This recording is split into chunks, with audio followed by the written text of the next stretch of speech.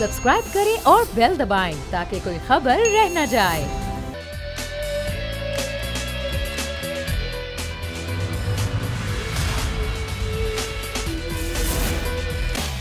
बिस्मिल्लाहिर्रहमानिर्रहीम, अस्सलामुअलैकुम। प्रोग्राम आज की ताज़ा खबर, मैं हूं आपके साथ शाइस्ता शहजाद। नाज़रीन, कल इलेक्शन कमीशन की जानिब से जनवरी के आखिरी हफ्ते में आम इंतखाबात करवाने का ऐलान किया गया है, जिसके बाद मुल्क की सियासत में एक नई हलचल मच गई है। नून लीग के बड़ों ने जहां लंदन में बड़ी बैठक लगाई हुई है, वहीं मुल्क भर में नए इत्तेहाद और सियासी मुलाकातों का सिलसिला भी जोर पकड़ रहा है। पीपल्स पार्टी का लेवल प्लेइंग फील्ड का मुतालबा पूरा हुआ या नहीं, ये तो हमें मालूम नहीं, मगर जरदारी साहब ने इंतखाबात से पहले अपनी सियासी फील्डिंग सेट करना अब शुरू कर दी है। कल इलेक्शन कमीशन के ऐलान के चंद ही घंटे बाद पीपल्स पार्टी के रहनुमा आसिफ जरदारी और मुस्लिम लीग काफ के सदर चौधरी शुजात हुसैन के दरमियान भी यहाँ मुलाकात हुई है, जिसमें यकीनी तौर पर इलेक्शन के हवाले से मुशावरत के साथ साथ पंजाब में कुछ इंतखाबी इत्तेहाद और सीट एडजस्टमेंट के हवाले से भी तजवीज़ पर तवील गुफ्तगू हुई है। पीपल्स पार्टी की सियासी हिकमत अमली और इन बयानात को देखकर ऐसा महसूस हो रहा है कि जरदारी साहब की नज़रें सिंध से ज़्यादा पंजाब पर जमी हुई हैं। जहां जरदारी साहब पंजाब के महाज पर सरगर्म है, वहीं सिंध में भी नए इत्तेहाद बनते और पुराने बिगड़ते हुए नजर आ रहे हैं, क्योंकि एमक्यूएम ने आइंदा इंतखाबात में मुस्लिम लीग नून से इत्तेहाद की ख्वाहिश का इजहार भी किया है। और दूसरी जानिब जीडीए ने भी एमक्यूएम समेत मुख्तलिफ सियासी जमातों से इंतखाबात से कबल राब्तों में तेजी दिखाई है। जमात इस्लामी की बात कर लें तो हम किसी भी सियासी जमात के साथ इत्तेहाद नहीं करेंगे, ये भी ऐलान हुआ, मगर इसके साथ ही गवर्नर सिंध को मुलाकात की दावत भी दे दी।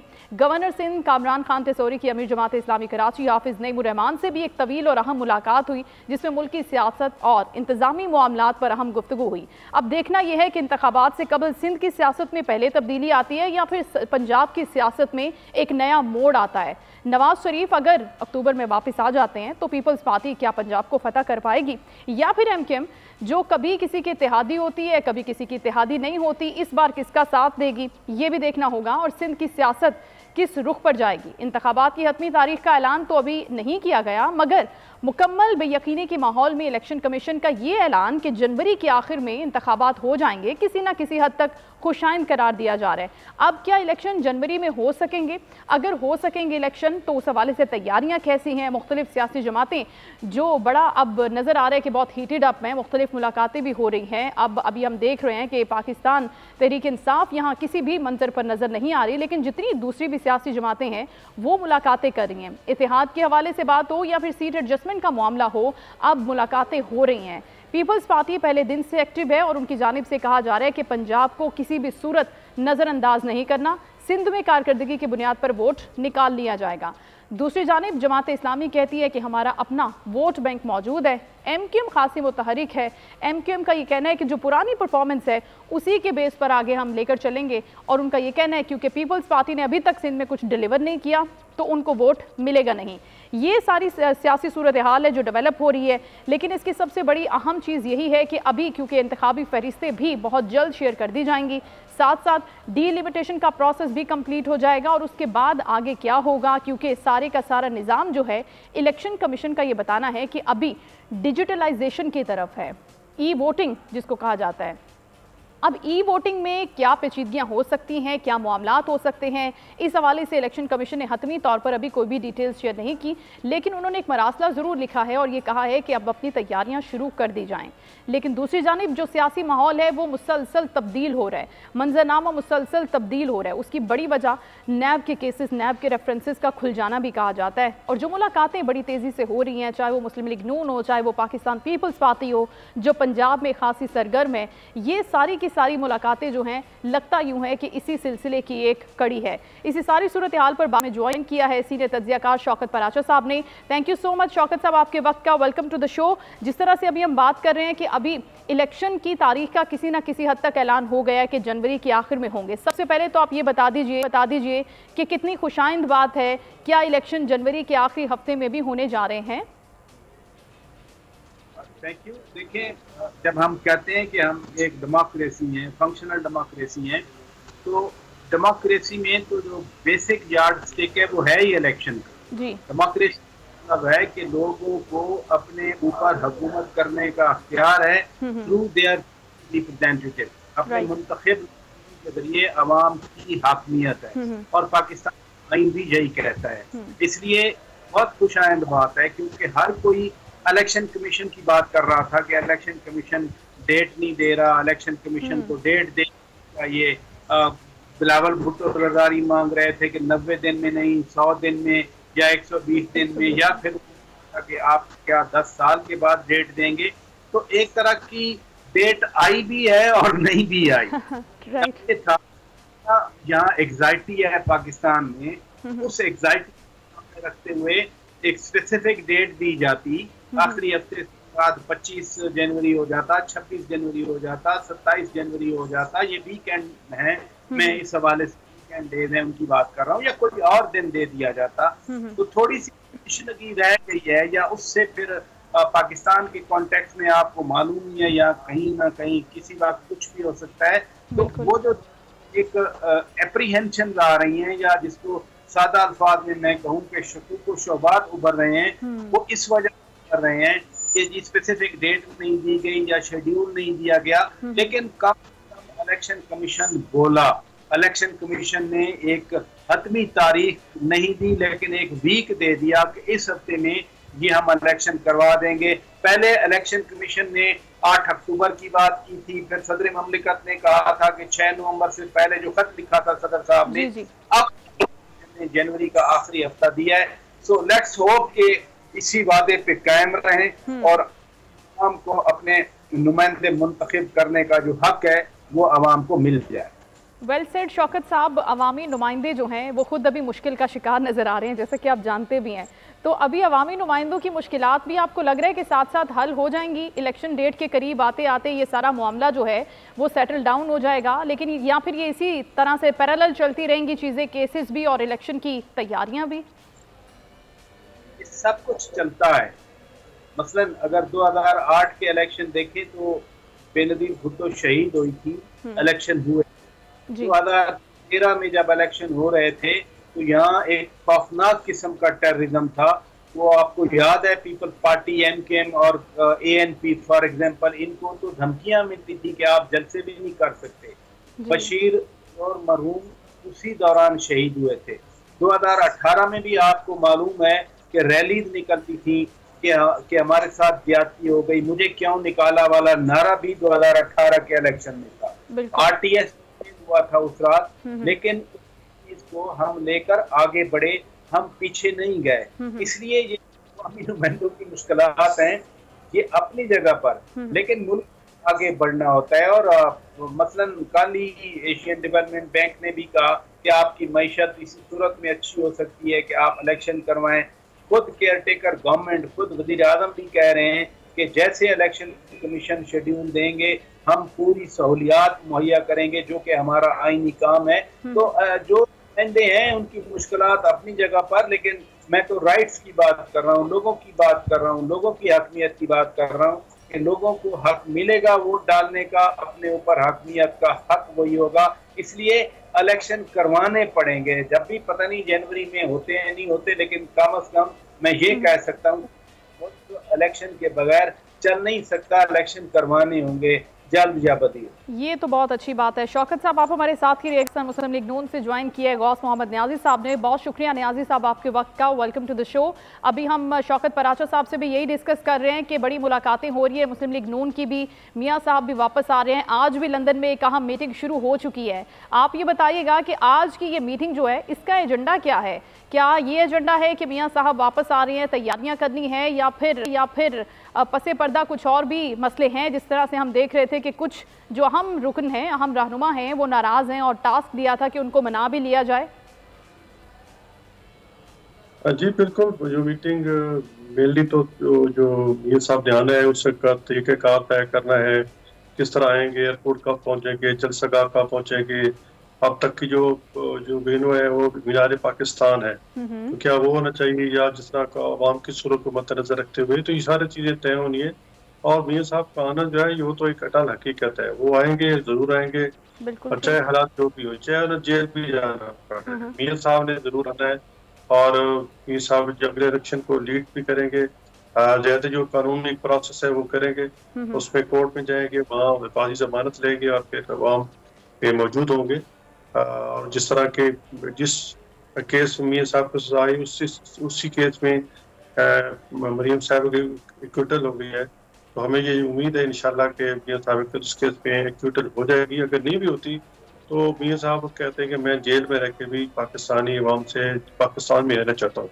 और अच्छा। सच्ची बात है, मैं जो जिस दिन मुलाकात उनसे हुई थी, मैं लंदन गया था 2-4 महीने पहले, तो वो बड़े कमिटेड थे पाकिस्तान आने के लिए।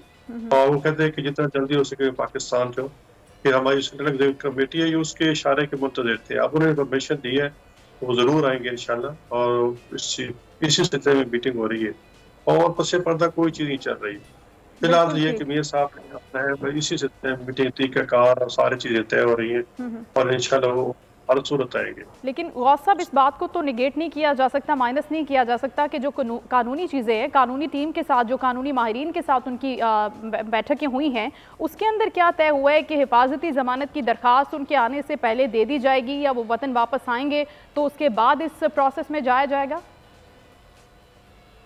नहीं, पहले दी जाएगी। अच्छा। हिफाजती ज़मानत हमेशा पहले होती है कि जी जो मतलब जो बेल पे थे मियां साहब, अब दोबारा वापस आना चाहते हैं। देखो, कोर्ट ने उनको 4 हफ्ते के लिए भेजा था। उसके बाद कोर्ट ने फैसला रखा था कि 4 हफ्ते बाद अगर हुकूमत समझती है, उस वक्त हुकूमत कि मियां साहब की तबीयत ठीक है और नहीं आ रहे तो दोबारा कोर्ट का रजू करें। तो उसके बाद इमरान खान 1 साल रहे, उन्होंने कोई कोर्ट से रजू नहीं किया क्योंकि उनको पता था कि मियां साहब के इलाज करा रहे हैं। मियां साहब इलाज कराने गए थे, वहाँ जो उनका मसला था, फिर कोविड आ गया, वहाँ फिर उनको अपॉइंटमेंट नहीं मिल सकी। अब वो जैसे है, उन्होंने कहा, उन्होंने वो समझते हैं कि मैंने इसी बीमारी के साथ ऐसी उनकी बीमारी है जो ITP उसको बोलते हैं, उसको वो लाइफ लॉन्ग भी है, उसमें उनको खतरा रहता है कि प्लेटलेट्स कम हो जाए तो जिस्म के मुख्तलिफ अज़ा से ब्लीडिंग शुरू हो जाती है। तो वो कहते हैं ठीक है, मैं जो भी होगा मैं। लेकिन अब तो हतमी फैसला हो गया है ना गौस साहब? ठीक है, thank you so much Ghaus Mohammad Niazi साहब, आपका बहुत शुक्रिया। शौकत पराचर साहब भी हमारे शो का हिस्सा थे। नाज़रीन, यहाँ पर वक्त हुआ है प्रोग्राम में ब्रेक का, ब्रेक के बाद हाजिर होते हैं।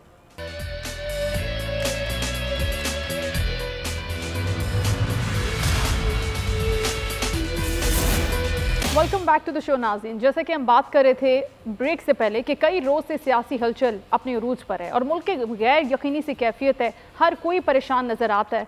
कल की इत्तेहादी जमातें आज एक मरतबा फिर एक दूसरे पर तंज के निश्तर बरसा रही हैं, लेकिन सच तो कहीं तमाम मामलात में एक आम पाकिस्तान को ज़रा बराबर भी इसमें दिलचस्पी नहीं है। इसे अगर किसी बात से सरोकार है भी तो वो है उसके घर का आटा, दाल, चीनी, चावल, पेट्रोल, जिससे उसका घर चलता है, जिससे उसके रोज़मर्रा के काम चलते हैं। और आज हमारे पास अवामुन्नास के लिए एक अच्छी खबर ये है कि गुज़श्ता दिनों बल्गारिया और रूस से मजमूई तौर पर 3 जहाज़ गंदम लेकर पाकिस्तान पहुँचे हैं, जिनमें से 1,40,000 टन से ज़ायद गंदम भी मौजूद है। और खुशाइन बात यह है कि गंदम पहुँचते ही ओपन मार्केट में गंदम के निर्ख भी गिरना शुरू हो गए हैं। फाइन आटा 160 रुपये फ़ी किलो और 2.5 नंबर आटा 150 रुपये फ़ी किलो में इसकी फ़रोख्त शुरू हो गई है। तो महंगाई के इस दौर में आवाम के लिए ये खबर कुछ तो बाइस होगा। अब कितनी कीमतें कम होंगी, कितनी गंदम आई है, क्या असर पड़ेगा, मार्केट में कुछ हालात बेहतर हो जाएंगे, इन बुनियादी अशिया ज़रूरिया के हवाले से सारी सूरत हाल पर बात करने के लिए प्रोग्राम में हमने मदऊ किया है आमिर अब्दुल्ला बलोच, ये चेयरमैन है पाकिस्तान फ्लोर मिल्स एसोसिएशन के। Thank you so much Aamir साहब आपके वक्त का। अभी हम अपने नाज़रीन को एक अच्छी खबर दे रहे हैं कि अब गंदम पहुंच गई है पाकिस्तान।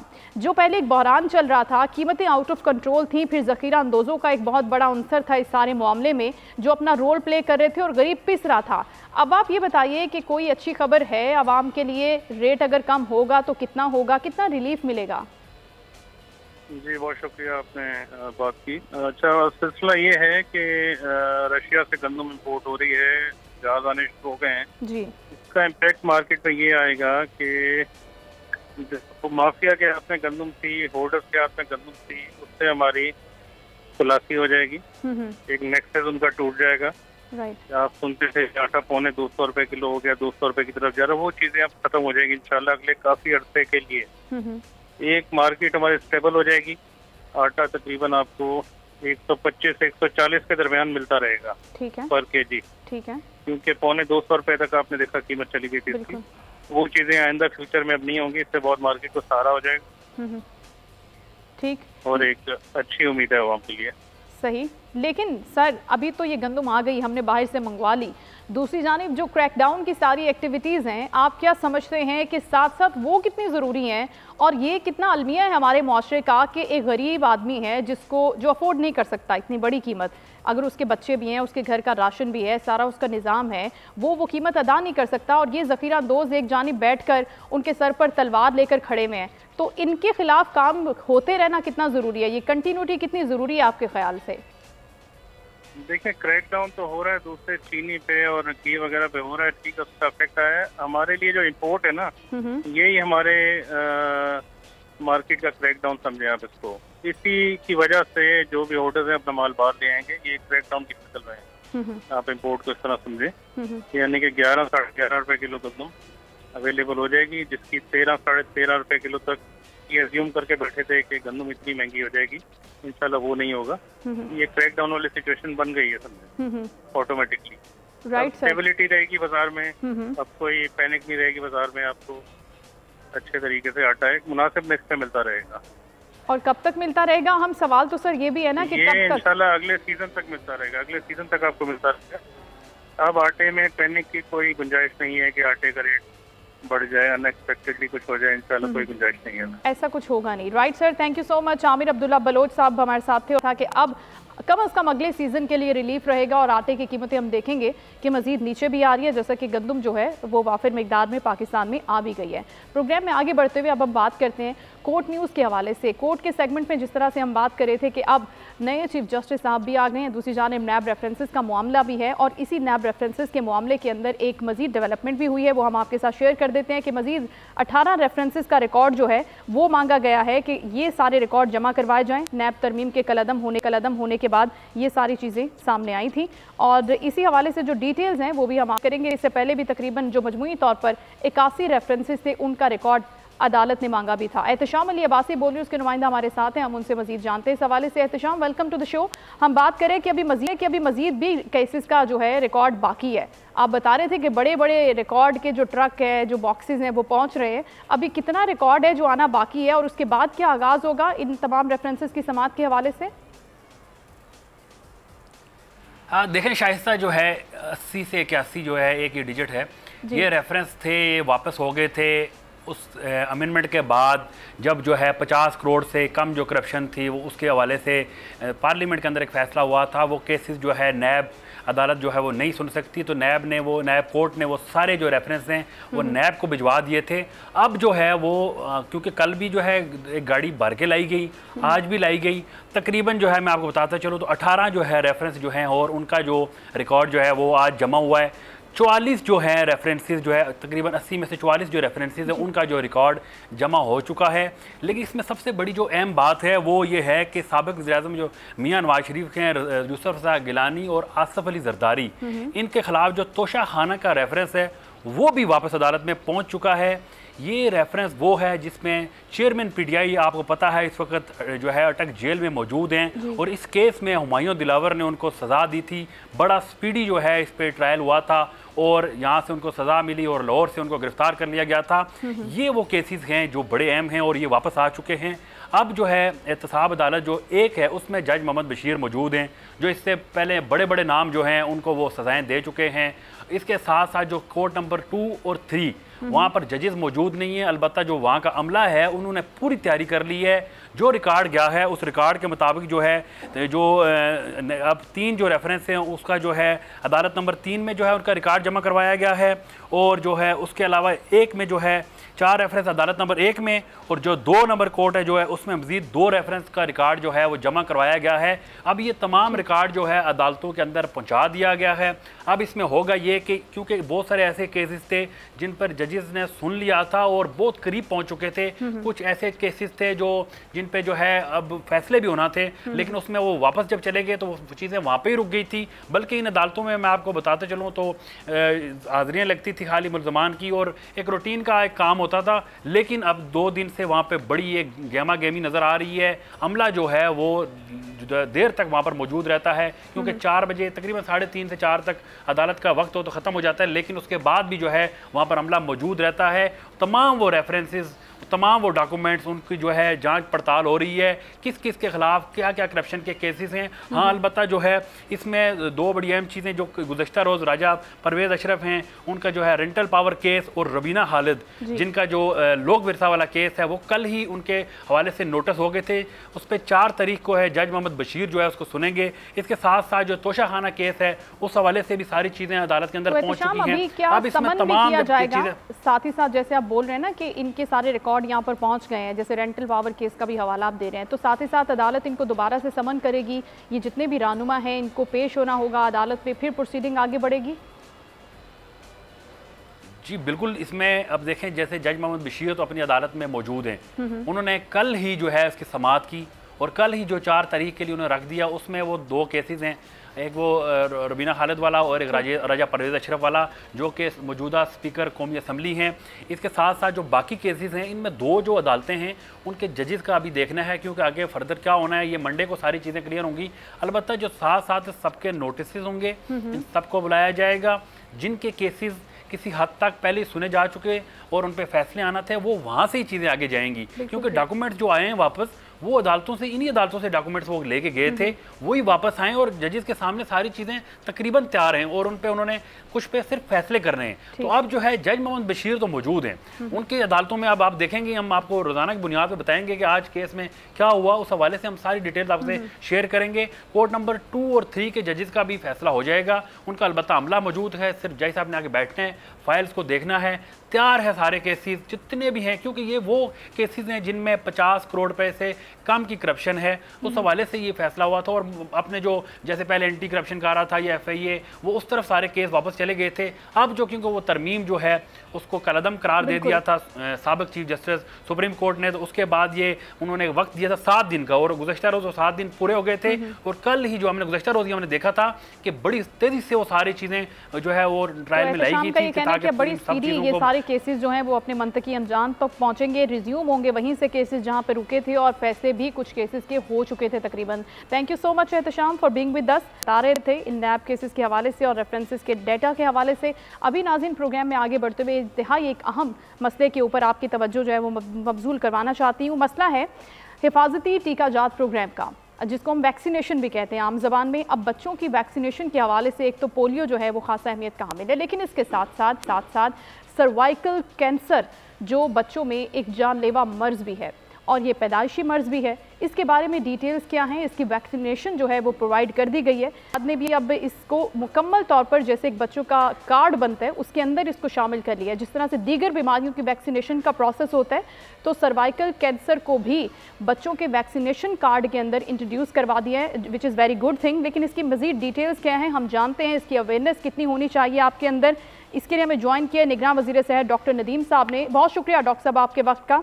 हमें सबसे पहले ये बता दीजिए कि ये जो हिफाजती टीकाजात के प्रोग्राम है इस हवाले से क्या पेशरफ्त हो रही है, क्या इकदाम आप कर रहे हैं सर्वाइकल कैंसर के हवाले से खुसूसी तौर पर?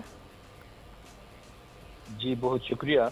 जैसे ही मैंने कलमदान संभाला तो सबसे पहली तरजीह हमारी यही थी कि हम ये 2 प्रोग्राम जो है पोलियो और ये रूटीन इम्यूनाइजेशन का है, इसको किस तरह मजीद फाल और मजबूत कर सके। तो उनके साथ एक स्ट्रेटजी हमने बनाई है, जिसके तहत एक तो हम पहले फेज में 400 जो हमारे बेसिक हेल्थ यूनिट्स हैं, हॉस्पिटल्स हैं प्राइमरी लेवल के, उसको हम सोलराइज करेंगे ताकि बिजली की तातुल के बावजूद भी हमारे जो API का कोल्ड चेन सिस्टम है वैक्सीन में रहती है वो मेंटेन रहे।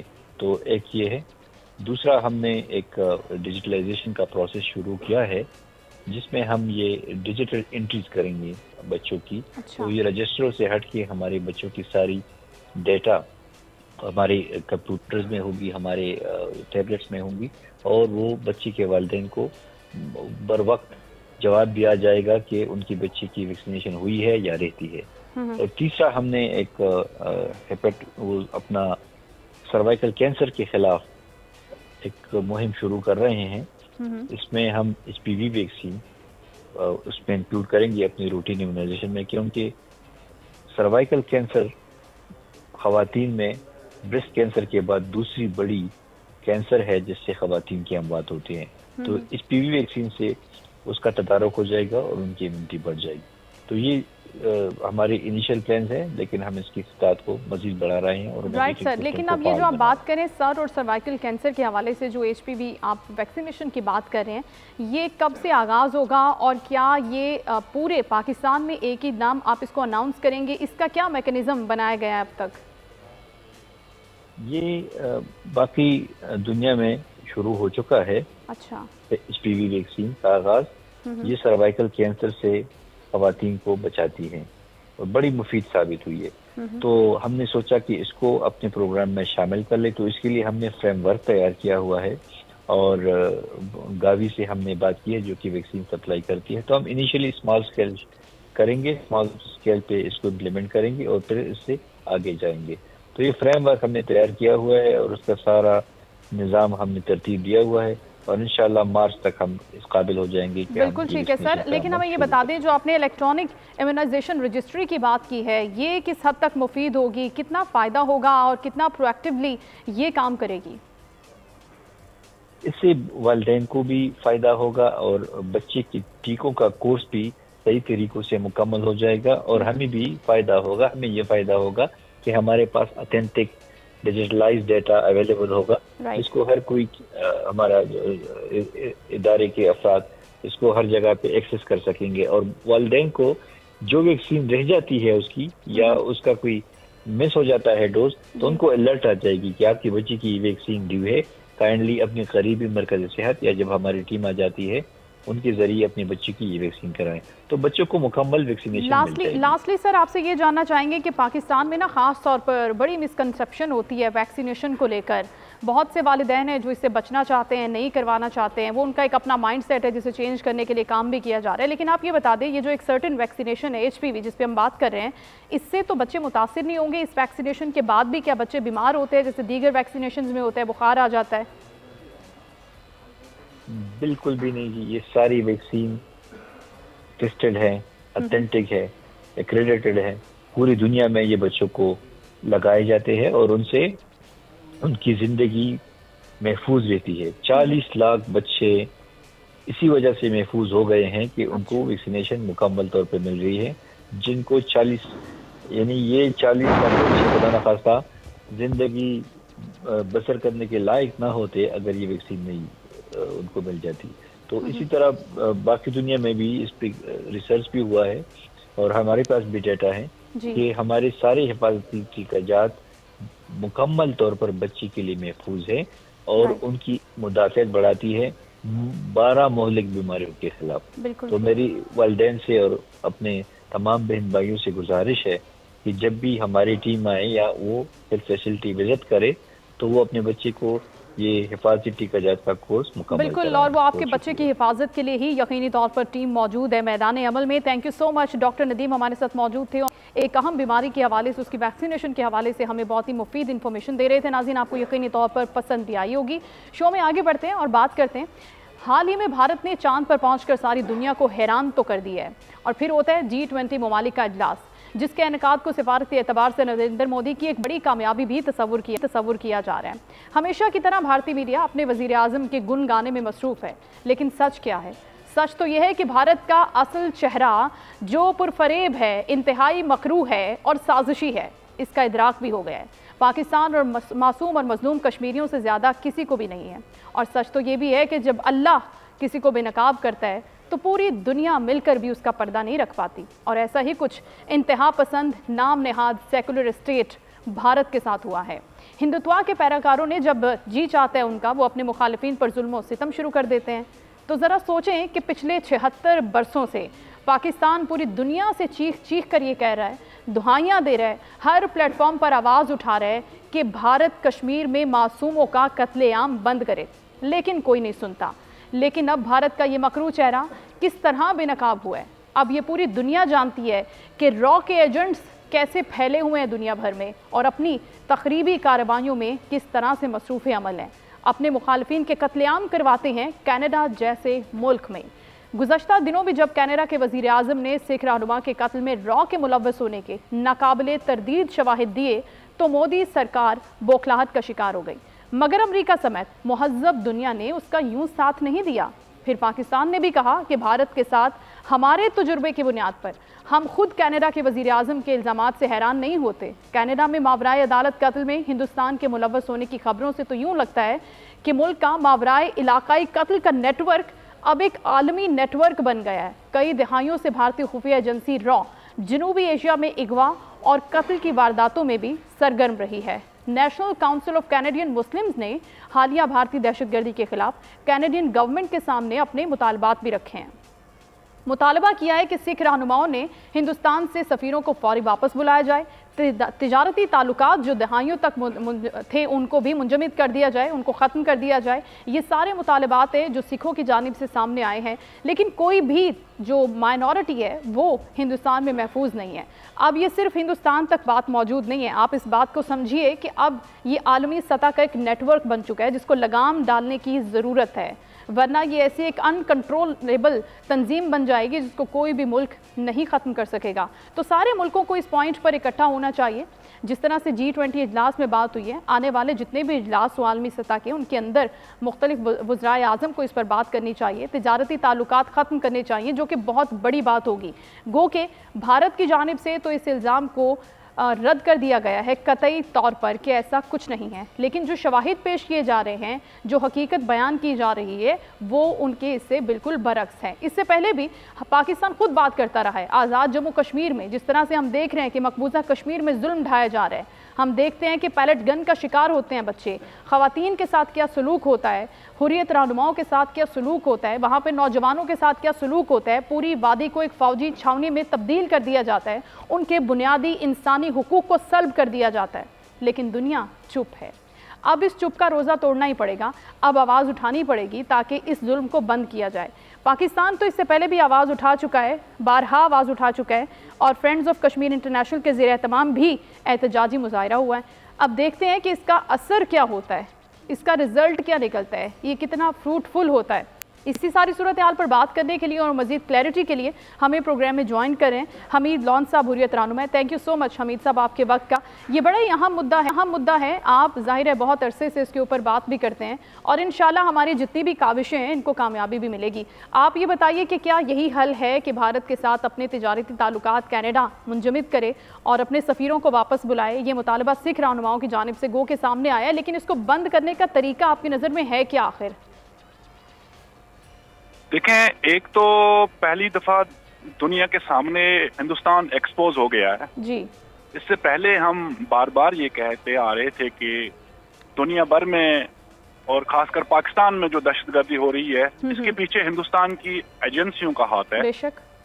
और जो टारगेट किलर्स हैं उनके जरिए लोगों को टारगेट किया जाता था, जिसमें कई कश्मीरी रहनुमा भी शामिल थे। तो वहीं जब कनाडा में इस तरह का उन्होंने टारगेट किया एक सिख रहनुमा को, हालांकि वो एक पॉलिटिकल एक्टिविस्ट था, खालिस्तान के हक इरादत की बात करता था, तो वहीं हिंदुस्तान की एजेंसियों ने वहां जाके जब उसको टारगेट किया, तो उसके बाद इन एविडेंसेस के साथ, जहां वजीर आज़म कनाडा ने भी हिंदुस्तान को मोर्द इल्ज़ाम ठहराया, बल्कि एविडेंसेस के साथ उनको कहा कि इसमें हिंदुस्तान की एजेंसियां मुलविस हैं, तो वहीं हिंदुस्तान के अंदर एक जलजला सा आ गया है कि जहां वो कारिस्तानियां कर रहा था, जहां वो ऐसी दहशतगर्दी कर रहा था, किसी जगह उसको जवाबदेह नहीं ठहराया गया, किसी जगह वो नोटिस नहीं लिया गया था। बहरहाल आज दुनिया को देखना होगा, सोचना होगा, जहां कश्मीर के अंदर भी जुल्म सितम है, जहां खालिस्तान के अंदर भी, हिंदुस्तान की मुख्तलिफ रियासतों में न लोगों के पॉलिटिकल राइट्स हैं, न वहाँ पर रिलीजियस राइट्स हैं, न वहाँ पर सोशल राइट्स हैं,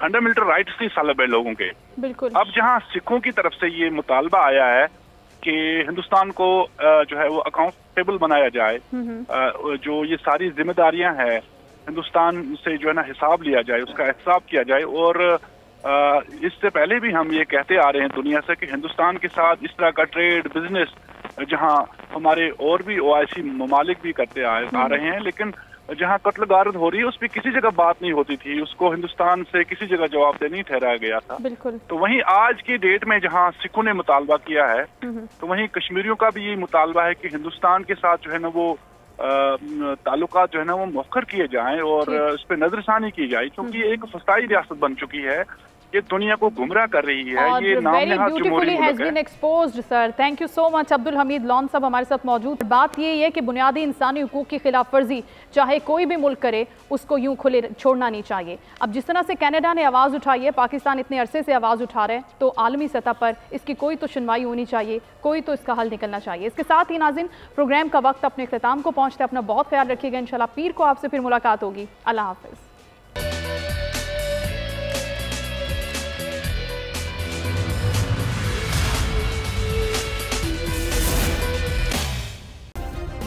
सब्सक्राइब करें और बेल दबाएं ताकि कोई खबर रह न जाए।